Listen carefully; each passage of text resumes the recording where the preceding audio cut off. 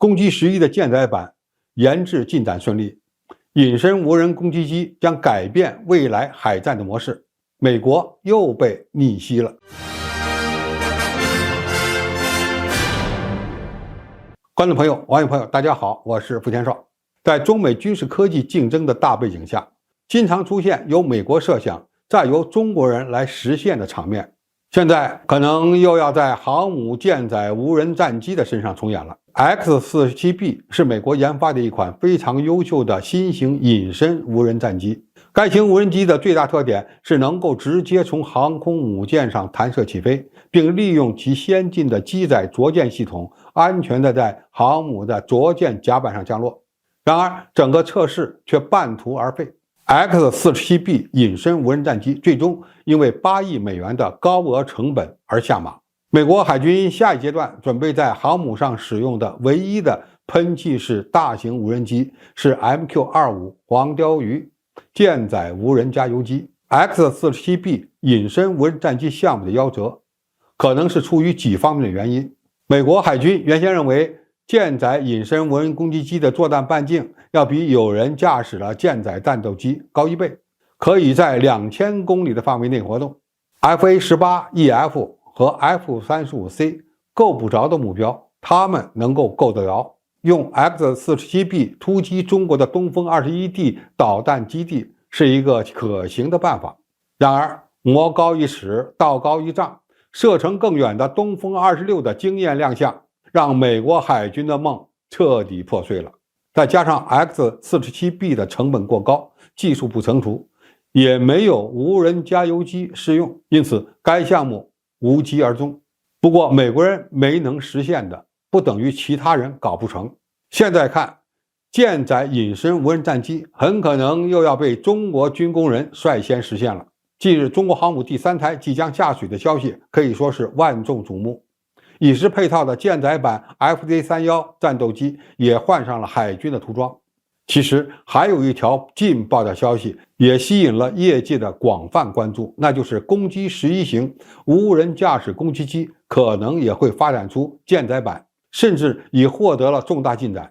从攻击11以及舰载型号的研制单位航空工业沈阳所最近公布的消息来看，舰载版的攻击11的研制团队刚和隐身舰载机的气动总师一起受到了表彰，现在正处于抢抓重要节点的阶段。业内期刊也刊登了不少飞翼式无人机上舰进行气动优化方面的成果论文，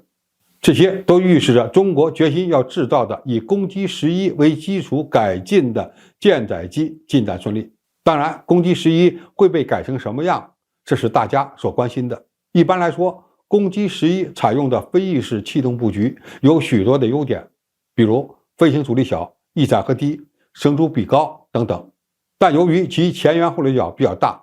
而翼展又比较小，导致在中小迎角状态下的升力系数偏低，再加上没有垂直尾翼，需要在机翼后缘增设新的控制面，着舰的控制相对来讲比较复杂，因此不太适合在航母上使用。面对这样的技术难题，美国的 X-47B 将 X-47A 原先采用的近似于三角形的飞翼布局改成了双三角翼方案，增大了外翼段的翼展，并减小了其后掠角。气动上的原理其实是相通的，攻击11的舰载版或许也会这么改。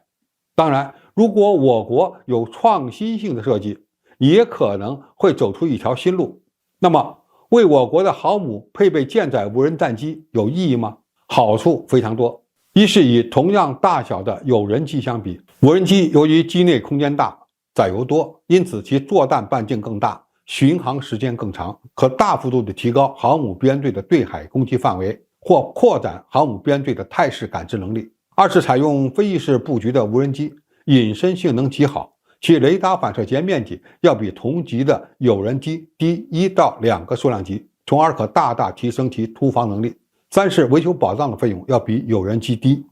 有助于节省运营费用。四是可以增加航母舰载机的配备数量。按照美军的计算，如果航母上全部搭载无人战机，总装备数量有可能增大1倍。那么大型隐身无人攻击机上舰对航母编队的作战能力有何影响呢？其实上面提到的这些优点，再加上与有人驾驶的舰载机之间的协同配合，说它们能起到战斗力倍增器的作用，一点都不为过。如何发挥国产无人战机在未来战场上的作用，大家完全可以展开自己的想象力。在此，我们衷心希望中国的喷气式隐身无人战机能够早日登上人民海军的航空母舰和两栖攻击舰，再创一个世界第一。好，今天的评述就到这里，谢谢大家收看，我们下期再见。